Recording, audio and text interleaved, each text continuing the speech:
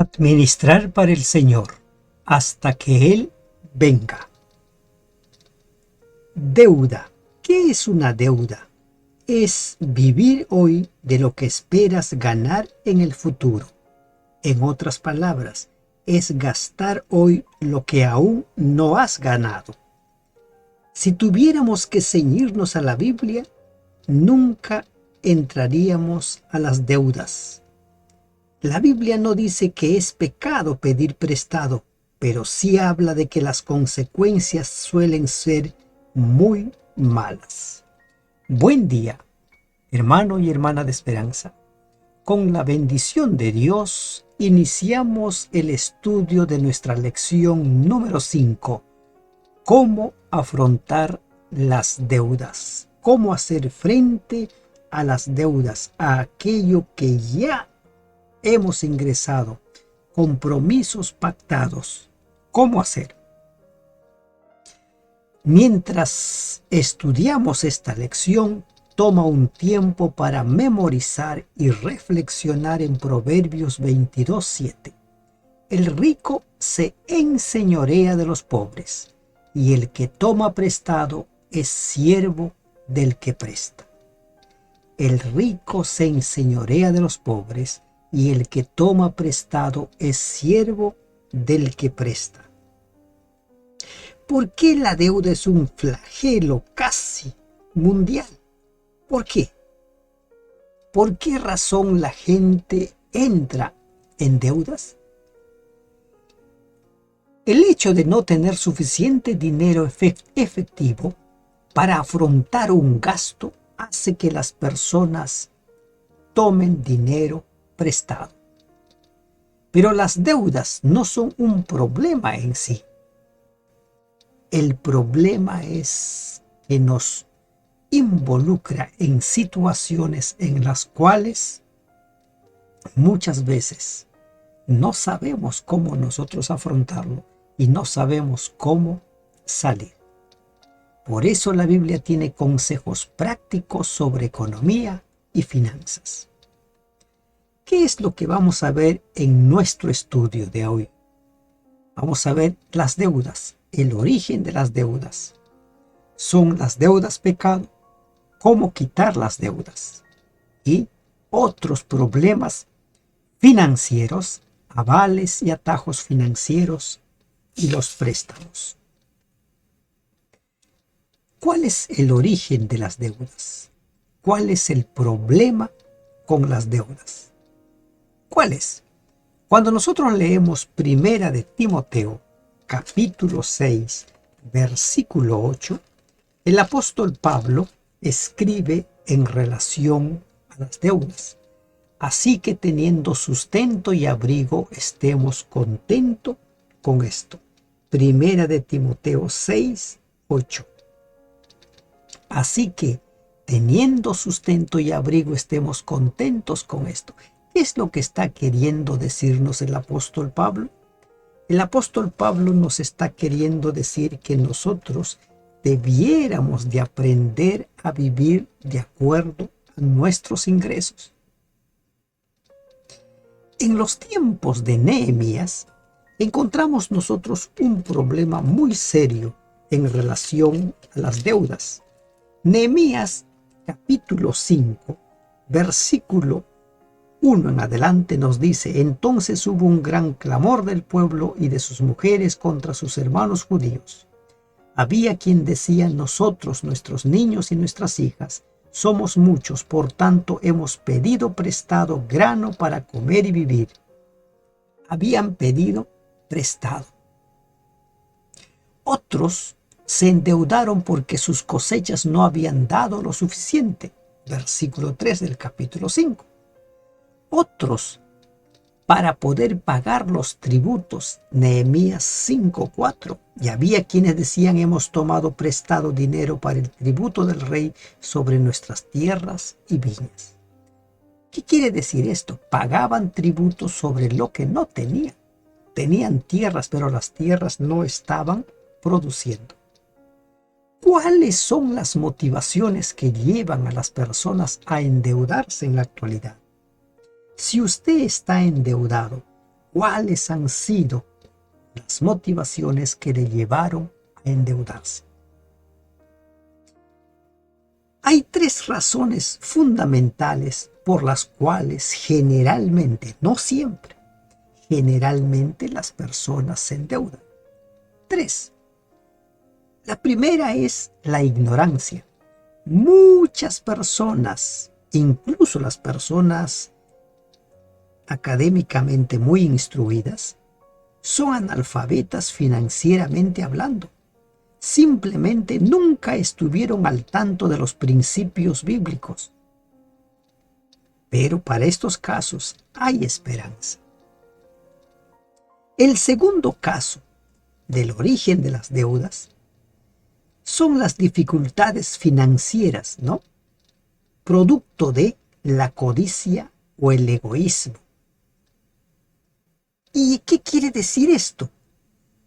Desean tener más y satisfacer necesidades egoístas.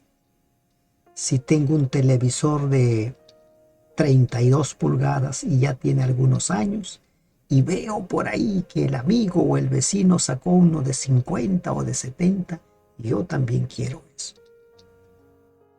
Entonces las personas se van endeudando por razones de codicia o de egoísmo. La tercera razón por la que la gente tiene dificultades económicas es la desgracia personal. Algo que no estuvo en sus manos. Es posible que hayan experimentado una enfermedad grave y no tenían un seguro de por medio. O quizás, producto del abandono de un cónyuge derrochador, un desastre natural pudo haber acabado con sus posesiones o pudo haber nacido y crecido en la más absoluta pobreza. Situaciones ajenas a la persona. O sea, no siempre el origen de las deudas son las mismas. Pero aún en estas circunstancias hay esperanza para salir de las deudas. Entonces, el origen de las deudas pueden ser por ignorancia, por codicia o egoísmo, o por desgracias personales. Y si ya estamos endeudados, ¿no? Si ya estamos nosotros en medio de la deuda, ¿cómo seguir consejos piadosos para salir de la deuda? ¿Cómo hacer para salir de ella? ¿Qué es lo que nosotros podemos hacer? ¿Qué consejos piadosos nos da la Biblia en relación a este problema? Miren, somos seres materiales y vivimos en un mundo material, un mundo que a veces puede ser muy atrayente, ¿no?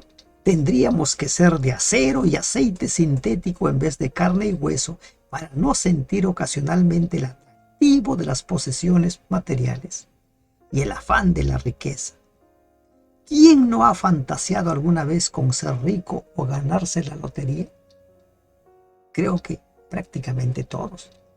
Colosenses 3:5 nos dice: haced morir pues lo terrenal en vosotros, fornicación, impureza, pasiones desordenadas, malos deseos y avaricia, que es idolatría. Entonces, esta es la invitación del apóstol en Colosenses. ¿Y qué nos dice Mateo, capítulo 6, versículo 24? En Mateo capítulo 6, versículo 24, encontramos una invitación del gran maestro que dice lo siguiente: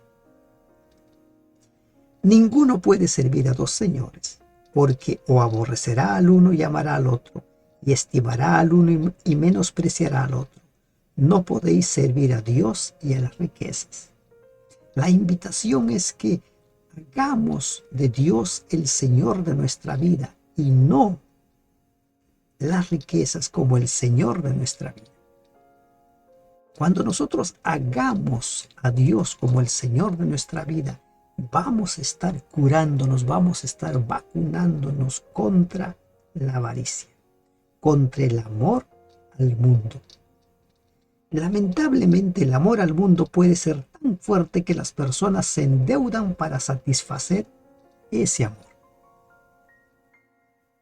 ¿Y de qué manera? Tener más, viajar. Hay personas que se endeudan por todo un año para hacer un viaje, o una celebración de cumpleaños, o un matrimonio. Como dice el dicho, tiran la casa por la ventana y se endeudan para estos fines. Las deudas en sí mismas no son pecado, recordemos esto, pero esas deudas nos suelen meter en un gran problema y nos empujan hacia el pecado. ¿Qué razones nos da o qué consejos nos da la Biblia? Colosenses 3:5. Hay que evitar la avaricia y la usura, porque las deudas nos van a meter ahí, o entramos a las deudas producto de la avaricia y la usura. En Primera de Juan, capítulo 2, versículo 5, nosotros encontramos que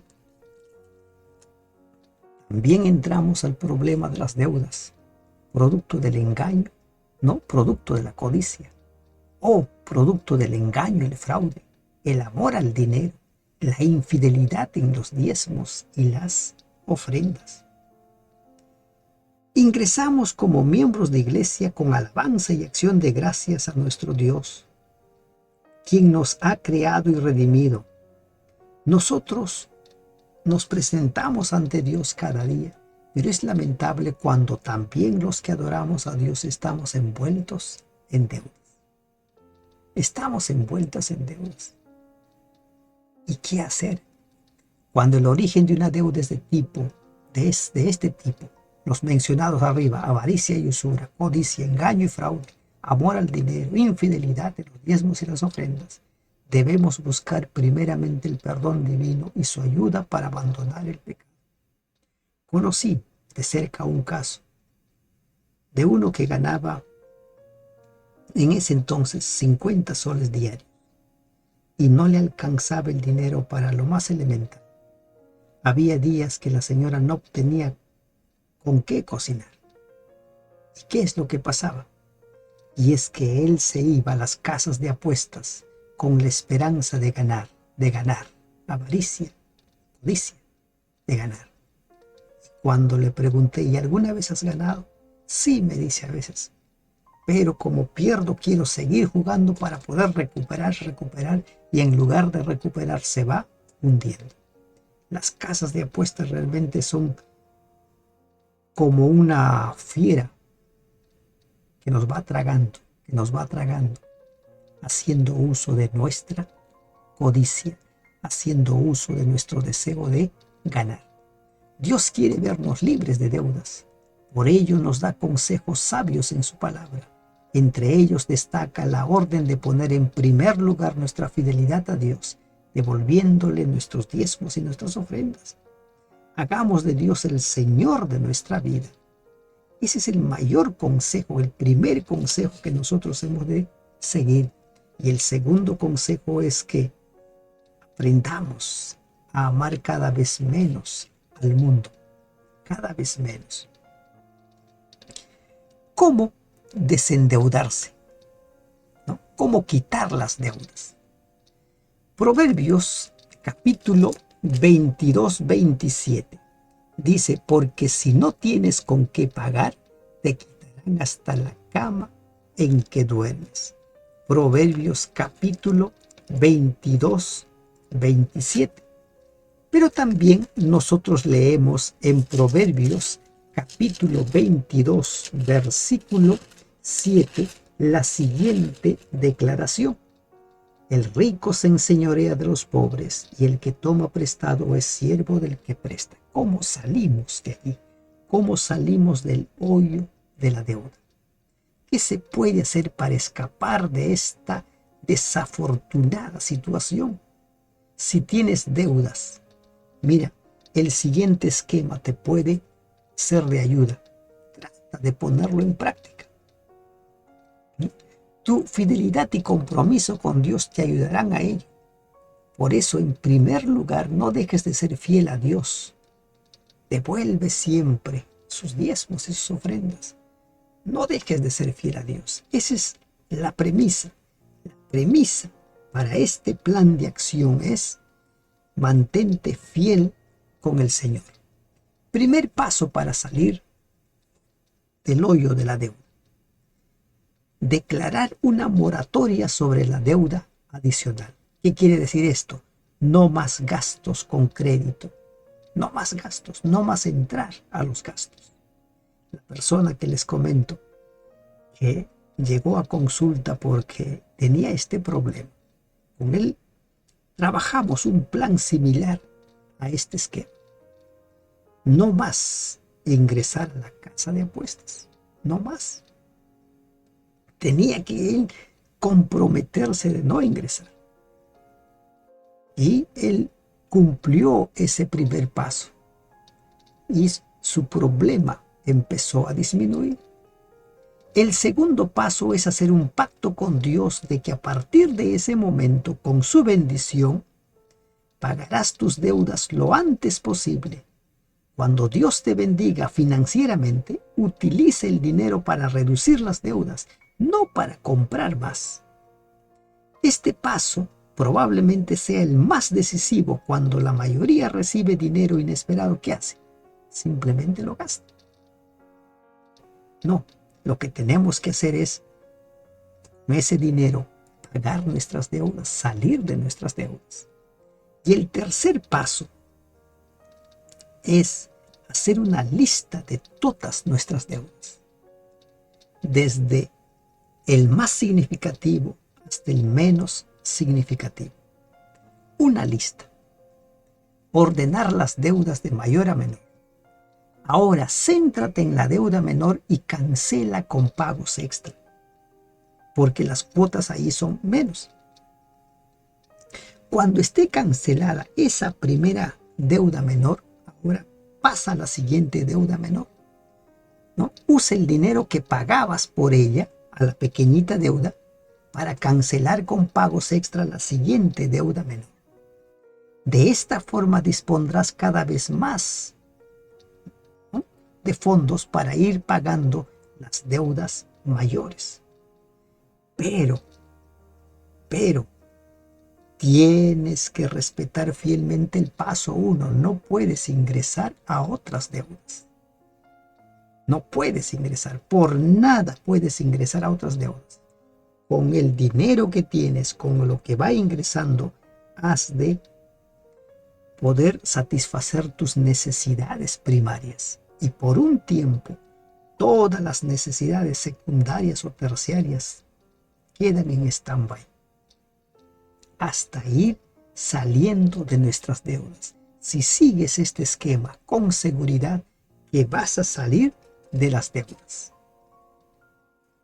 Ahora, las tácticas de fianza y de enriquecimiento rápido. ¿Qué pasa cuando eres un aval o cuando quieres ser rico rápido? ¿Qué sucede? Sigamos el consejo de Proverbios 22-26 una vez más. La Nueva Versión Internacional dice: no te comprometas por otros, ni salgas fiador de deudas ajenas. ¿Cuánta gente se ha metido en problemas muy serios por ser fiador? Fiador. La Biblia es muy clara en cuanto a que Dios no quiere que sus hijos se hagan responsables de las obligaciones de deuda de los demás. El libro de Proverbios nos advierte sobre la fianza, es decir, sobre ser avales o fiadores de otra persona. Proverbios capítulo 6, versículo 1 al 5 nos habla ampliamente: hijo mío, si salieres fiador por tu amigo, si has empeñado tu palabra a un extraño, te has enlazado con las palabras de tu boca y has quedado preso en los dichos de tu labio, ¿no? En tus dichos. Por nada te comprometas a ser garante. La garantía generalmente se produce cuando una persona de poca solvencia busca un préstamo en una institución. Entonces la institución le dice, tráeme un aval. ¿Y quién es un aval? Que si no puede pagar esta persona de poca solvencia económica, tú vas a tener que pagar esa deuda. Lo vas a tener que pagar. Podemos ayudar a pagar las deudas a los necesitados si está en nuestras manos, pero en ningún caso debemos responsabilizarnos de la deuda o avalarla. Imagina que un miembro de iglesia se acerca a ti para pedirte que firmes, que seas su aval. ¿Cuál sería tu respuesta? La Biblia dice que nunca debe hacerse eso. Lo que tú puedes decir a esa persona es, mira, voy a seguir el consejo bíblico. ¿No? Voy a seguir. Te puedo ayudar en algunas cosas, pero no puedo hacerme responsable de tu deuda. No puedo ser. En ningún caso debiéramos ser fiadores o avales. En ningún caso. La Biblia dice claramente, no lo hagas. No lo hagas. El capítulo 17 del mismo Proverbio, versículo 18, nos dice a la letra, permítanme, 17-18, dice, el hombre falto de entendimiento presta fianza y sale por fiador en presencia de su amigo. El falto de entendimiento. No seamos falto de entendimientos. Hay personas que han perdido hasta su casa por haber salido fiadores de supuestamente muy buenos amigos. Alguien dijo, ¿quieres echar a perder una buena amistad? Presta dinero, sé fiador. No lo hagas. No lo hagas.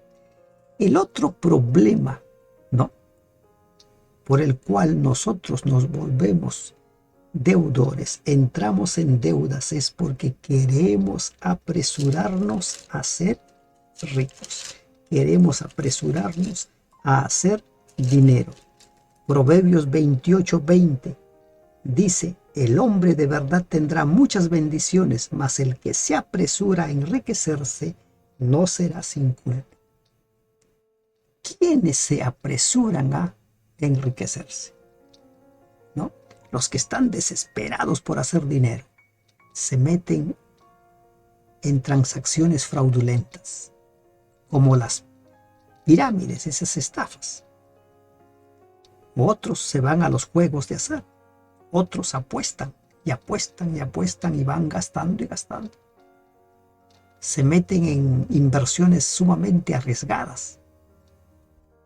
Hay que ser prudentes.